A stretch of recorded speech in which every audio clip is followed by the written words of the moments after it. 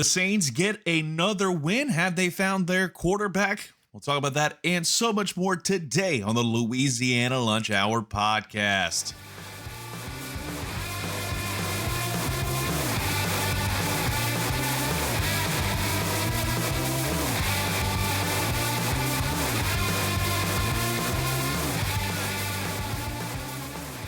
And welcome everyone to the Louisiana Lunch Hour podcast. Hope you had a great weekend. And also, if you haven't yet done so already, make sure you follow us on Spotify and also subscribe to us on YouTube and any other social media platforms you are on. All you got to do is search up Louisiana Lunch Hour.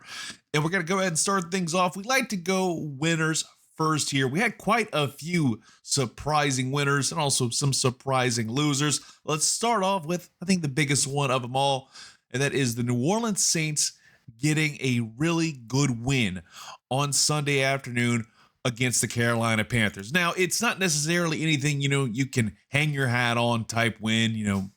The Carolina Panthers have not been good in a minute, but it's one of those games where you just kind of say, hey, his second start of his young career, Tyler Shough, he comes out, 2 touchdowns, 282 yards, very efficient game. Maybe, just maybe, there's hope for the quarterback position yet. I don't necessarily think he's going to be, Drew Brees incarnate, but it's going to be very good and very interesting to see how this team adapts and progresses as Tyler does.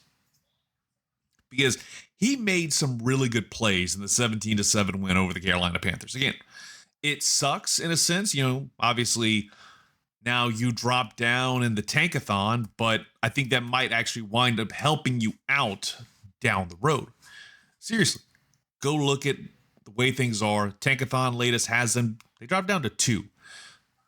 So more likely than not, I feel like there's a better chance of you possibly landing somebody like Ruben Bain versus having to solely see the guy that you get. You wind up sitting at number 1. It feels like the pressure's on you to go ahead and get that cat out of Indiana.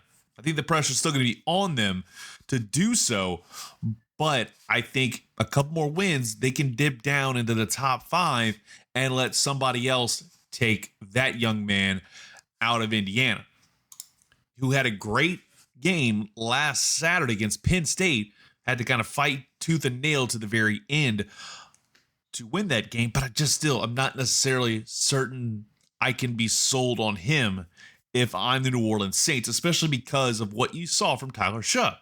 He got his first win. It only took him 2 attempts. Spencer Rattler, he had, I think it was 9 attempts, 9, 10, 11 attempts before he actually was able to pop that, first win and get that monkey off his back. And since then, he kind of regressed. I think Tyler Shough, second career start, doing so on the road is a very impressive milestone for the young man who spent a lot of time in college. He had some really good plays. There was one in particular very early on in the game I was super impressed by, and it was a very long play. I believe it was on the opening drive where that play had no business to actually work the way that it did on a 3rd down and 12 after getting sacked on the second play from offense. He kind of avoids a tackle, avoids getting sacked, and he finds Juwan Johnson wide open. Somehow I wish Juwan Johnson, 1, had more jets, and 2, it could have been Chris Olave in that spot, because I think that could have very easily been 6. But the point still stands that he was able to avoid another sack and avoid an early 3 and out, especially after Carolina. They opened up the game with a touchdown. So, and they wound up getting points out of it. It was 3, is what it is. But you saw that, and I'm like, okay, this guy has something. Now, again, I'm not going to say right here, right now, that the New Orleans Saints have their guy going forward. Because, again, it's just one game, number 1. And number 2, you're playing against Carolina. And they're 5-5. but I'm still not necessarily sold on that team. Like it's going to take a while for me to be like, hey, this Carolina team's actually good. Because you look at Bryce Young, 124 yards passing, 17 to 25.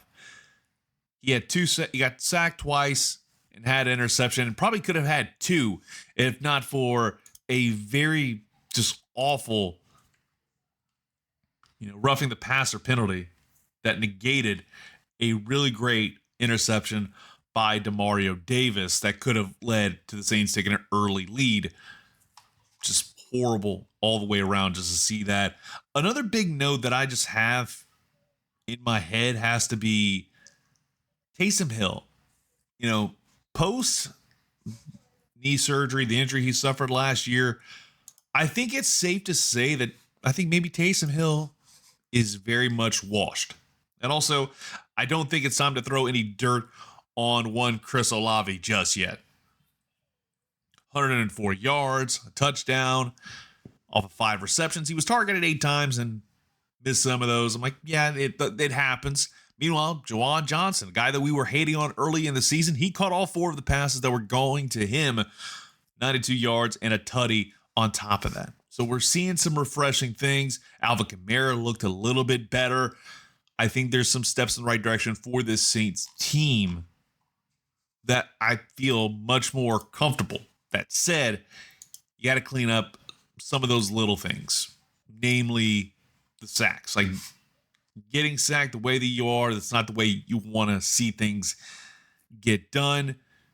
Penalties also got to get cleaned up. You had 6 penalties for 60 yards. That is something that's just going to come with time, and hopefully Kellen Moore can kind of get that organized. Now, hopefully that win can build positive momentum going forward. As much as we hate to talk about it, I'm going to say it. I genuinely, if this team is 4-8 from this point onward, hell, if you're 5 and no, not 4-8, I'm thinking this is college. No. But if you're 2-8 right now, let's say you win 3 more games the rest of the year, you sweep the Panthers and you sweep the Falcons. At the end of the day, that's lagna, baby. I will take that all day long. Trust me, I will take 4-13 with the way this season has gone, the way things started off very rough. And you got a fluke win against the Giants, a win against the Panthers that felt like, a little bit of redemption. Also, time being a flat circle is kind of crazy because just about a little more than a year ago, it was last weekend, the Saints lost to the Carolina Panthers in Carolina. And then the next day they fire Dennis Allen. It should have been done a long time ago, but the decision was made and Dennis Allen out the door. A year and a week later, after the final stand of DA, maybe we have figured out the situation at quarterback. Derek Carr did not necessarily work out. I feel like there is a very, very, very good chance that this Saints team has found the quarterback, not of the future. I don't think that in any way. But I do think they have found the quarterback of the right now and foreseeable future. Do I think that Tyler Shough is the guy that's going to get you back into playoff contention? Not necessarily. I think you're going to have some weapons around him. And we're seeing that be built with the draft picks that you got at the trade deadline. You could have gotten more. But it's safe to say the guys that they got rid of, they're going to pay off. The guys you got in this draft class, so far, they're panning out quite nicely. Again, it's a first-year team, for Kellen Moore. I don't think many are expecting this team to be great in 2026, but there is room to grow. And I feel like Tyler Shough is going to be that guy that's going to grow alongside this team. And we're going to see it happen over the next couple of years. Again, I don't think Tyler Shough is going to be the franchise quarterback to lead you to the next era of greatness. No. but I think he's going to be a guy that's going to be a steady bridge to where eventually, if you have an opportunity to go get a quarterback of the future, a franchise quarterback, you can do that. And maybe Tyler does turn out to be the guy. I would love to be wrong, but I'm just not necessarily sold on what I've seen 2 games in. And you played against a fairly mediocre Carolina Panthers team. Because all things considered, you look at the Saints team, a lot of the games they had, they just came down to just little bitty issues. So at the end of the day, you got to take every look at what this Saints team is. And the 2 wins they have, you can be happy about the Saints wins, you can be mad about them. At the end of the day, it's just part of business. And you have to embrace what you have right now. Seeing the draft class that you have, the way they're stepping up, the way they're performing, I'm intrigued. Now you need to do this again in 2026 and 2027. And I feel like then, to steal a phrase from the late, great Carl Weathers, baby, you got a stew going. Flipping over to college football, I'll go with a more Friday night delight action with the Tulane Green Wave. It was another one very similar to what we saw early in the season for Tulane. They won 38-32, but a lot of their work got done in the first half. They didn't necessarily close out the way I think they wanted to. Jake Retzloff, he looked like he was back and better than ever. 332 yards, 3 touchdowns, off of 16 and 20 of 23 passing. Very nicely done by the young man. The defense kind of let up in the fourth quarter, allowing 2 touchdowns and a 2-point conversion to make it a 6-point victory over the Memphis Tigers, who seem to be a very good team as well. Their head coach has definitely been a hot topic as we kind of start really progressing into hashtag silly season, and things are going to start getting into overdrive. I continue to say it. I think that John Summerall would be a great head coach. I just don't think he's going to go to LSU. Not because of him not wanting it. This is the exact opposite of the Lane Kiffin situation, at least in my mind. I just feel like, based off of past situations, go look back at Billy Napier. His last year with the Raging Cajuns led them to a slot in the top 25, number 1. Number 2, they only had the last 2 seasons he had, they had 1, maybe 2 losses all year long. Think about that. They only had a couple of losses that entire season in 2020, 2021. You have the whole Ed Ogeron, that downfall. Billy Napier felt like he could have been the guy. Some of us in this area, in the Acadian area, were definitely feeling like that could have been an inevitability. But it wasn't the case because LSU didn't want to get a guy in state. They wanted to make that big splash higher. Now, again, could the situation with Billy Napier have been the exact same as what we saw over the University of Florida? I wonder. Again, if ifs were fifths, we'd all be drunk.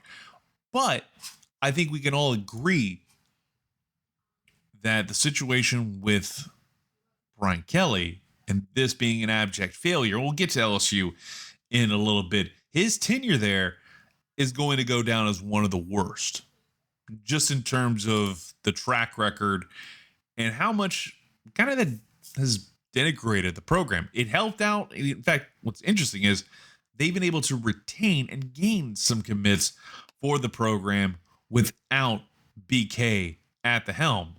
So it's going to be an interesting next few weeks. And again, I think that John Summerall is going to find a job somewhere during this hashtag silly season. Once things get into maximum overdrive, I feel like he is going to land a spot somewhere. I just don't think it's going to be going from the 504 to the 225. I think he'll make a move somewhere else. Again, that's just how I see it. Meanwhile, I got to give a shout out to the Louisiana Raging Cajuns. They completed their yearly series with Texas State, as Texas State's making their way over to the Pac-12 after the season. It's the final matchup for the foreseeable future and make it 13-0, the Cajuns Texas State series. It is impressive to see that kind of record year in year out.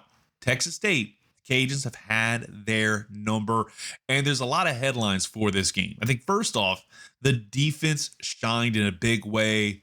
Couple turnovers, and very nice turnovers too. These weren't like, pure luck TOs. And then you also got points on the board off of those turnovers. It was impressive to see how well this team played throughout the game. That first half was masterful. Was it perfect? No, not by any means. I feel like there were some plays that, Lunch Winfield should have been able to get. And also the Cajuns were also benefactors, especially late in the game. There was a touchdown in particular that stands out to me. It was a touchdown that was overturned and ruled incomplete pass. And basically, if you didn't see it, I'll kind of break it down for you. Quarterback passes into the end zone. Wide receiver is right by the out of bounds line. He's bobbling the ball while he's going down. And he gets control. But he winds up hitting his arm on the ground. And his elbow pretty much hits the white of the end zone. So that wound up getting, I think it was initially it was actually, I'm going to go ahead and retract that. It was originally called an incompletion, and the ruling was upheld because there was no indisputable evidence to prove otherwise. Then you have, I think this is the biggest problem that the Cajuns had, was not making the right decisions late in the game. The performance overall, very good. Just a couple head scratchers, namely the last couple drives. You had an interception that had no business being intercepted. It was just a very bad throw right to the guy. It was a short pass, and that wound up leading to a short field. And spoilers, that led to a touchdown. And the game got that much tighter. And this was with about 8 minutes to go. In my head, with about 8 minutes to go, you got to kind of just put this bad boy in autopilot. Especially you have the ball starting at the 25-yard line. Just run. Just run. Let the clock run down. Let them burn their timeouts. And then, if you can get to midfield and then punt it away, that's fine. Let the clock burn away. Let them use timeouts. Salt away the clock, brother. There was no reason why you were doing what you did. I don't understand that at all. The execution of some of that stuff that I saw on Saturday night. But of course, Texas State could not get out of their own way. Several penalties. They had, I think, about 8 penalties in a minute time. You had, in fact, I saw something I've never seen before in all the time I watched football from high school to the pros. I saw 3 straight offsides on the defense. The first one wound up getting declined because they had a defensive pass interference on the very same play. So obviously you're going to take the one that gives you 15 yards and gets you past midfield. Then you have 2 straight offsides defense with contact. And it wasn't like you're forcing them to jump. No, they literally were just doing it to themselves. And then this was something else that I think we're going to be talking about on this pod as time progresses. Because at this point, it feels like a lot like a Limp Bizkit song. A lot of he said, she said. We'll fill in the blank there. With what happened during the post-game skirmish and everything that happened afterwards. Because it definitely feels like we could have had a brawl-out type situation after the game. Because with about a minute left in the game, Cajuns have the ball. Game's pretty much over. They got the first down they needed after the 2-minute timeout. Texas State's completely out of timeouts. They take a knee. Texas State player, number 0, decides to start a whole bunch of mess. Penalty, unnecessary roughness, first down. Let's take a knee and let's get the hell out of here. They do that, and as soon as that final knee is done, I'm kind of making my way out the door. I'm like, all right, I'm getting out of here. I want to go get some food and go enjoy the rest of my Saturday night and catch some of this LSU Alabama game, which we'll talk about in a bit. But overall, all of a sudden you have a giant skirmish going on at around midfield, and it winds up just escalating. There was one I saw with the Grambling game as well. I'll get to that probably in a bit, but it was just a bunch of pushing and shoving. Some swings were made, but then you have everything else just continued to escalate. Basically, you had the police there kind of monitoring everything. I feel like if some true punches were thrown, the police were going to pull up and be like, all right, let's break this up. Let's get this situation at least somewhat resolved.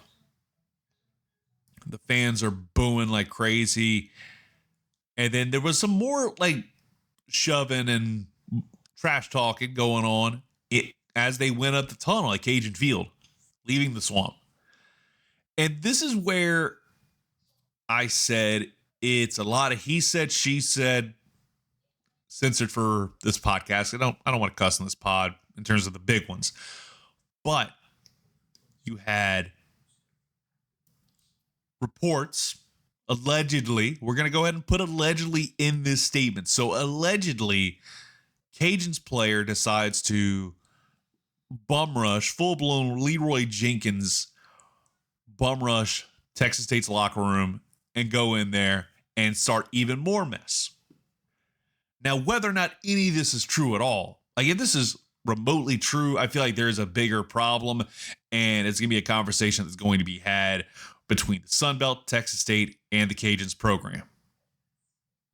And I feel like that player may be asked to depart the program. That's just how I see it, because that's just not a good look for you.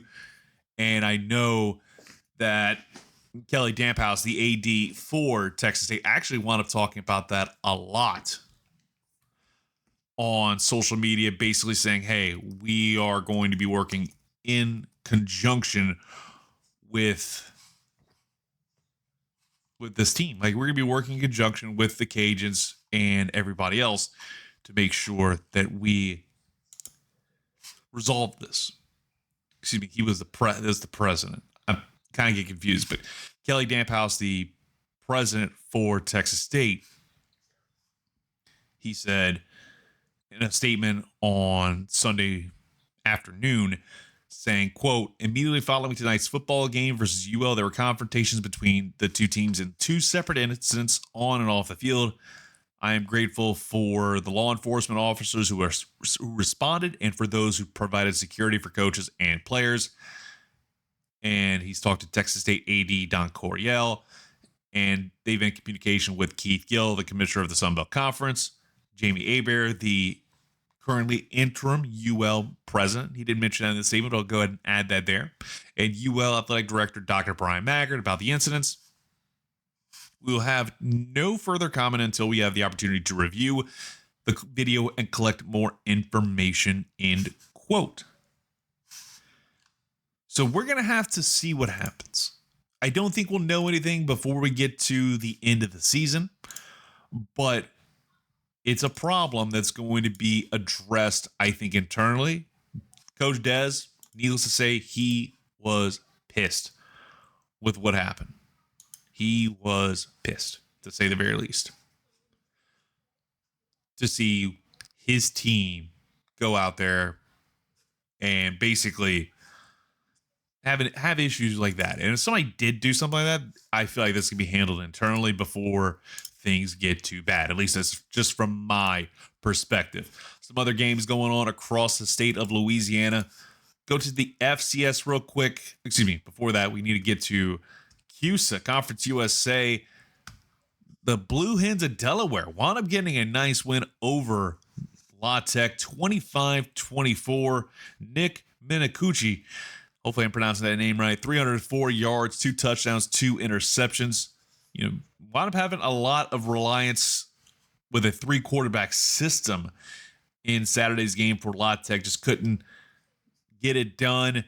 They rallied back late, scoring 17 points in the fourth quarter, but it just was not enough for the Bulldogs. Now they stand at 3-3 in Conference USA, 5-4. They still got a chance to achieve their goal and get into a bowl game, but they're going to have to hurry up and get better quick, fast, and in a hurry. Because they've only got a few more games left. You got Washington State. That's probably going to be a loss. And then you wrap up with Liberty and Missouri State.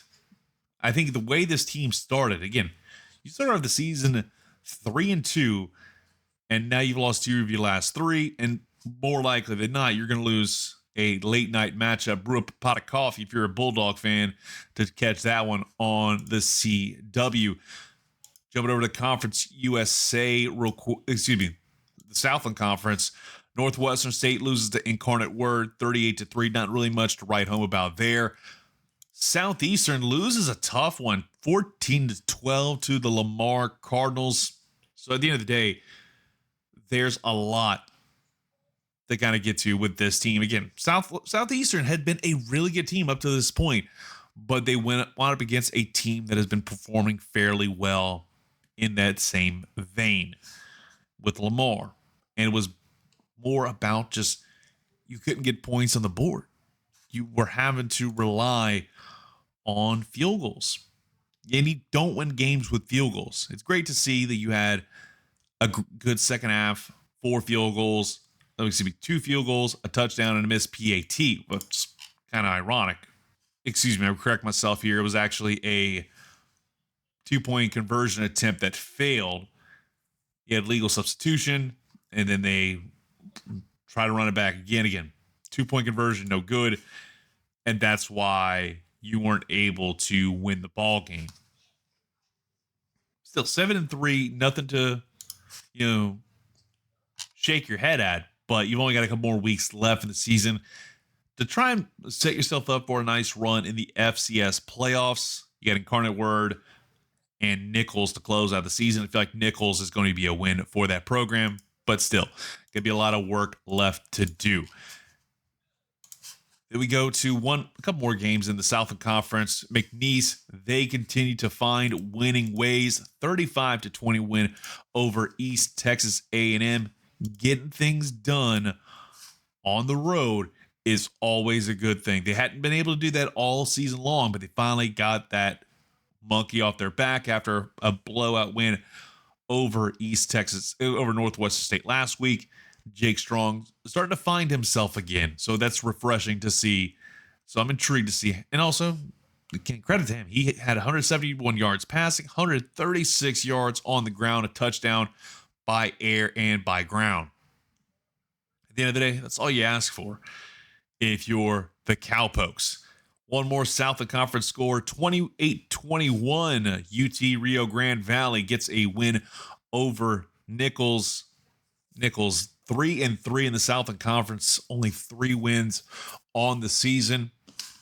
Again, Tommy Rybecki's going to have to kind of take this season on the chin, but I feel like he's going to be back in action before too long. Southern, they lost to Alcorn State 35-17. And then you have Grambling. They won 31-23, but a lot like the Cajuns game, they had a little bit of a brawl. And this one was a lot more, let's just say, violent. I definitely noticed there was a lot more aggression in this one. You wound up having, it was literally these people, it wasn't just pushing and shoving. No, it looked like these guys were just throwing haymakers, shoving each other down, knocking over benches. That brawl was a little bit concerning. So I'm almost certain we'll be hearing about that one before too long. 9 players got ejected in that brawl at halftime. It basically, like when I wound up watching the clip this morning, it reminded me of the movie Semi-Pro. If you've seen that movie, you know where I'm getting at. It's the scene where Jackie Moon, they go off the air, and Jackie Moon's just like, all right, somebody hit somebody, and everybody is just throwing haymakers. They do not care. They're very indiscriminate. And that scene is always funny to me. That's what I took away from that. One more thing to get to, and that is the Alabama Crimson Tide and LSU. Every year we look forward to that game, but I feel like this year it's a little bit different. It's a little bit more disappointing because LSU with an interim head coach, and safe to say, they lost that game 20-9. I think we all knew they were going to lose, but I think it shined a light on some things that maybe we weren't talking about as much. And that is LSU's defense is fantastic. It looked a lot better. The run game, they only allowed 56 yards on the ground. The passing game left a lot to be desired, but Ty Simpson is looking pretty decent. Only one touchdown through the air, one on the ground for Alabama. You only got one touchdown all day. You didn't get a touchdown for LSU. It was all Daniel Ramos. That was all him. So on one side, your defense carried you to a lot of wins. I think we all agreed there. But it's damn near insulting that LSU in 2025 has an offense that is this putrid. For comparison's sake, Alabama had 344 yards and LSU had 232 yards total. And there was a moment in the game where basically Frank Wilson was giving Garrett Nussmeier the riot act. And Garrett just had this look on his face like he just wanted to slug him. First off, you don't want to do that to your head coach. Second of all, safe to say, he basically was telling him, dude, you had this opportunity in the bag to, get yourself a nice first round pick. And now you're probably putting fries in the bag or go be an assistant coach somewhere because you ain't going to make it in the NFL, dude. Like, I'm sorry. What I've seen, it's felt like an inevitability because everything that I saw from Garrett Nussmeier when he was coming in as a backup for Jaden Daniels in garbage time to what I saw now, he was never that great. I feel like people just put all this pressure on him and said, hey, he's going to be the next big thing. He's going to be the next Jaden Daniels, the next Joe Burrow. No, he's incredibly mediocre. If anything, if there were a comp for him, I genuinely feel like it's tough to make one in the last 10 years. It's tough to do so, but I think we can do it. He's not Danny Etling because Danny Etling felt like he could be a good field general and he can lead the team. If you put Garrett Nussmeier in the Danny Etling era, he'd struggle, I think. But if you put Danny Etling in the Garrett Nussmeier era, I feel like Danny would be about the same level that he was. Again, Danny Etling had a lot of dogs on that offense. We're not seeing a whole lot of those dogs in there. Xavion Thomas, Barian Brown, they're okay, but they're not going to get you to that next level. Like guys like Jamar Chase and Justin Jefferson, those guys, those dogs. That's what you needed. Garrett Nussmeier ain't that guy. The number 18, it's not number 7. It's not the dog. It's the leader. And I feel like number 18, this may be the first one in a while where maybe you should have had second thoughts about who you put number 18 on. He could have been that guy. But safe to say, his performance has kind of regressed towards what I saw from him at the first glance.